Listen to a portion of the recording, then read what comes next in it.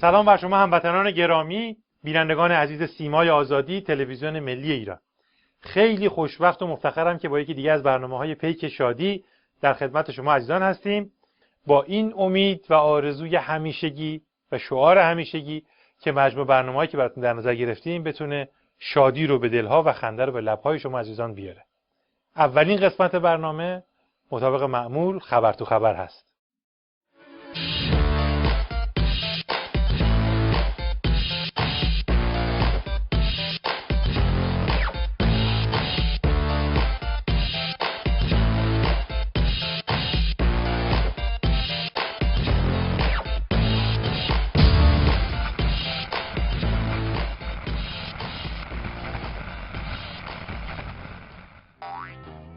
این هفته خبر تو خبر داره براتون از حال و روز عظمایی که وسط جفتکستان نظام هر چی روزه وحدت میخونه کسی براش تره هم خورد نمیکنه، چون خودش یه طرف دعواست.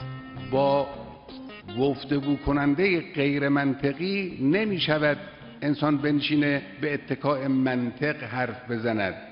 خب او غیر منطقی است. سردار گریه نکن، این بچه میبینه میفهمه اقتدارتون یه طوری شده.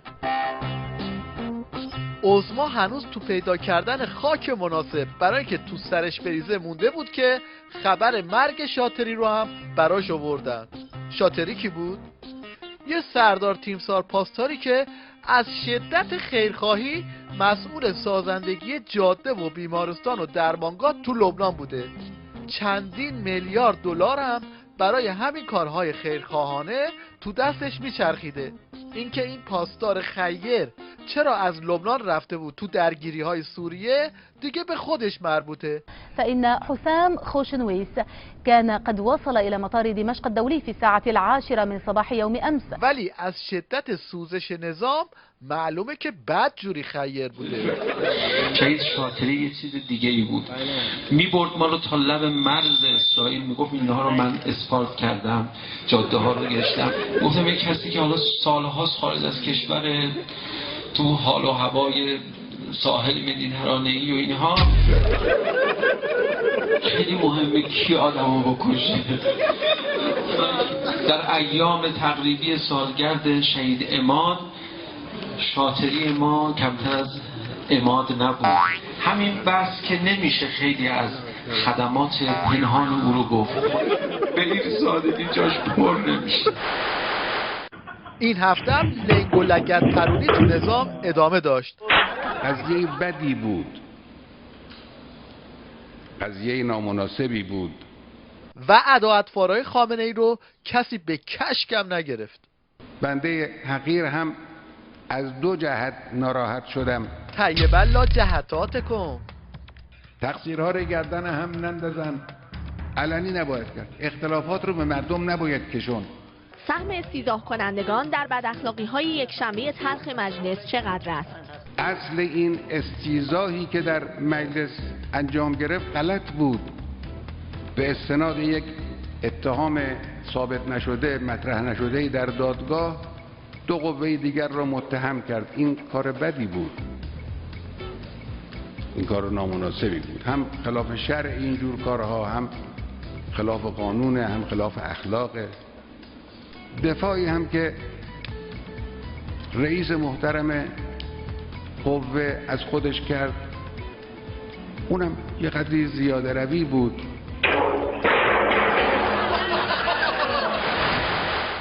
رونمایی از دو خبر پیشرفتی در حیات پاستور. خبر اول، شاگرد اولیه ایران در رشد توسعه فضایی میون کشورهای دنیا. دستاوردهای علمی نظام همینطوری دارن رو هم تلمبار میشن. مقامات راستگوی نظامم میگن همه دنیا به این واقعیت آگاهن. شاهدشون هم همیشه دنبشونه. 31 نهاد یا فردی که یادشون میره اسمش رو بگن. یک مؤسسه آمریکایی که در واقع رصد میکنه فعالیت‌های فضایی کشورهای بزرگ دنیا رو. در آخرین بررسی‌ها و گزارشاتشون اعلام کردن که ایران سریعترین و بالاترین نرخ رشد توسعه فضایی رو بین همه کشورهای دنیا داشته.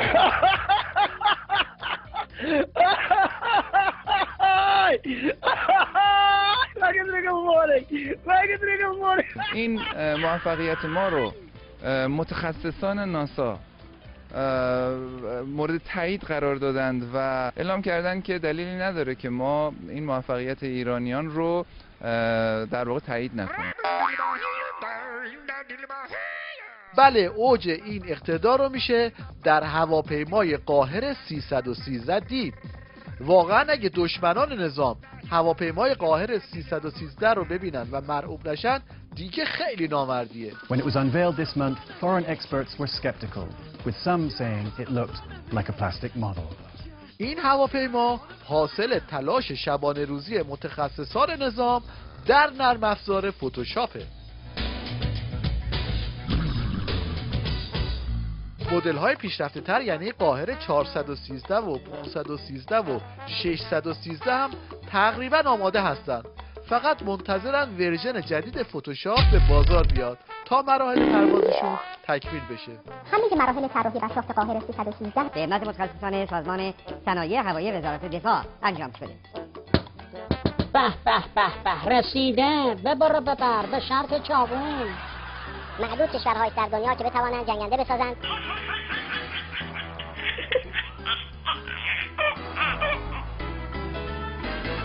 از یک بحث مهندسی معکوس و توسعه شروع کردیم. در سائقه این رو اومدیم چیکار کردیم؟ روی یک پلتفرم این رو در اون جهت‌هایی که می‌خواستیم دیولپ کنیم.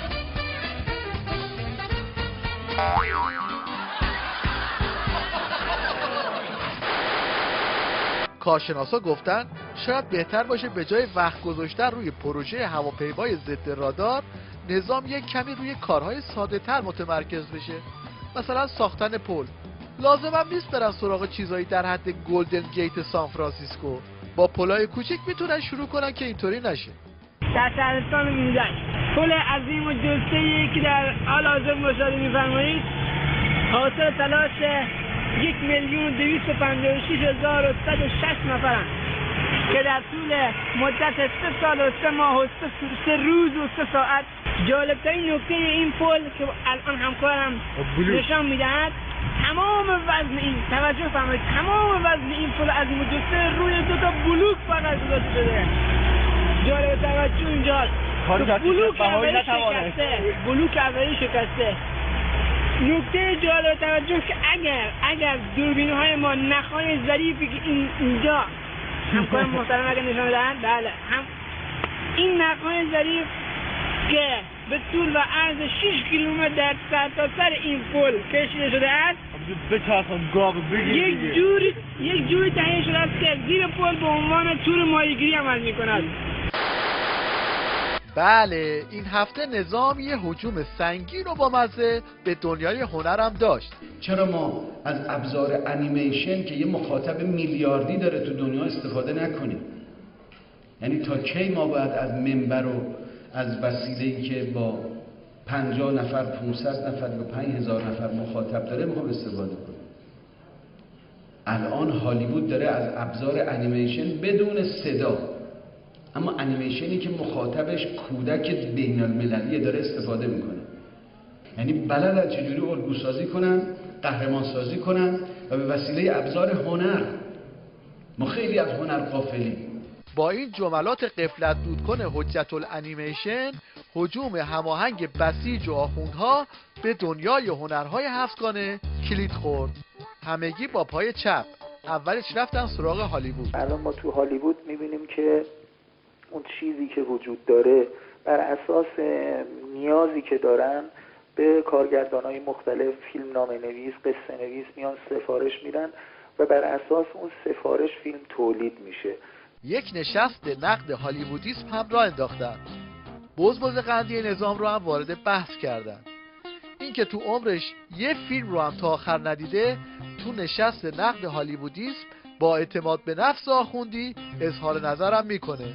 یک اسلام سینمایی در دسترستر است تا یک سینمای اسلامی و چگونه میتوان از طریق این نقش در اصلاحاتی در سینمای جهانی به وجود آورد. سینمای دینی، سینمای اسلامی ترکیبی است از این سه، یعنی سینمای عدالتخواه، معنوی با تعریف خاص دین و عقلانی. بعد از این نقد و بررسی عمیق که حتما منجر میشه به پلم شدن کمپانی‌های یونیورسال و تاچستون تو هالیوود، خود نظام یه مراسم دهی زجر را انداخت که دست اسکار رو از پشت به شکل قپونی بست. جایزه بهترین کارگردان رو که پول نقد بود دادن به یکی از همینها که مثلا فیلم ساخته بود. اما یک دقیقه بعدش اینطوری شد. اما یه اتفاقی افتاده، بگم میخند وقتی پس گرفتیم بعد میزنیم. نه نگو، بذار خودمون میگیم. هیچی، تو شلمشوربای نظام گفتن اشتباه شده، جایزه مال یکی دیگه بوده، عوضی دادیم به این یارو، بردار پس بیار بدیم به اون یکی. جایزه نهاد ریاست جمهوری به فیلم رسوایی آقای دهنمکی اهدا شد.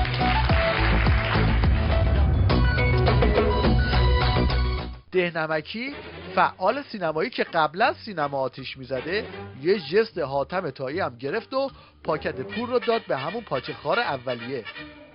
اونم که اصلا از این تعارفا نداشت، از اولش هم برای همین پاکت اومده بود، راست اومد پول رو گرفت. البته عبرتی شد برای بقیه، مثلا این یکی نوازنده جایزه رو با بکش از دست طرف در آورد و سریع از سالن خارج شد که ازش پس نگیرن. تیر خلاص رو الویس پرسلی نظام حجت الاسلام سوپرانو زد و جایگاه خودش رو در صدر جدول مشنگستان این هفته تثبیت کرد.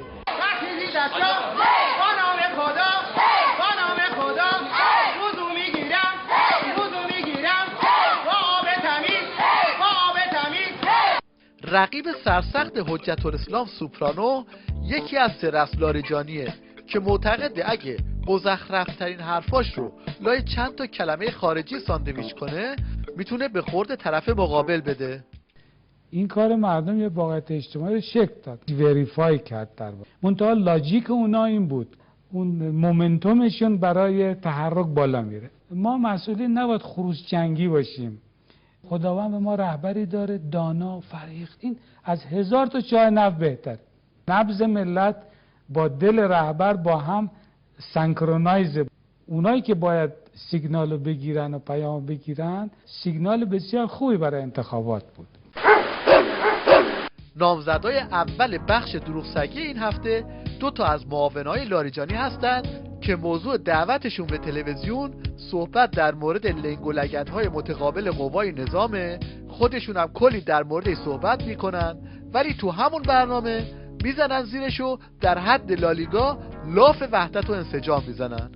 مجلس شورای اسلامی نگرانی دوستان رو برانگیخت و از دیگر سو سبب شادی دشمنان شد. واکاوی آنچه که در آن یک شنبه روی داد شاید خوشایند مردم نباشد.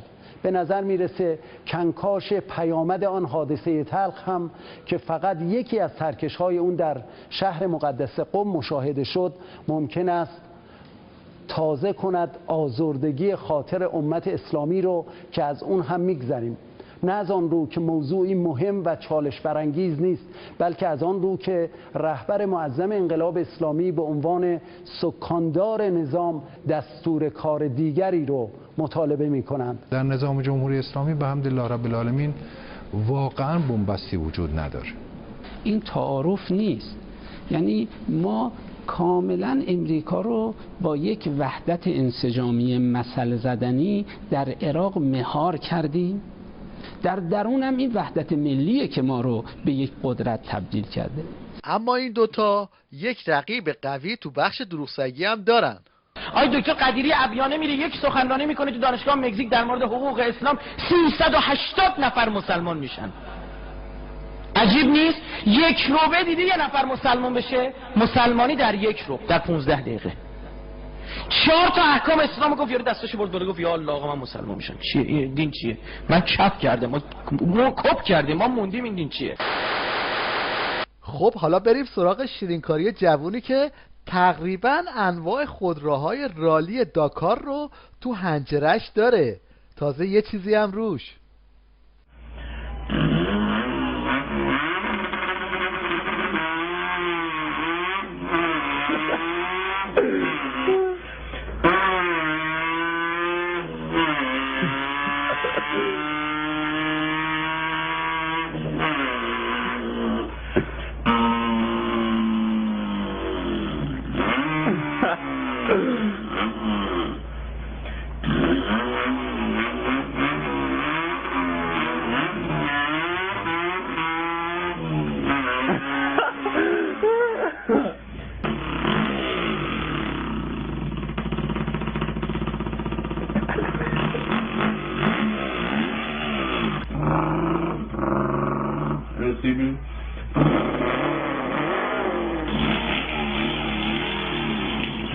Oh, wait.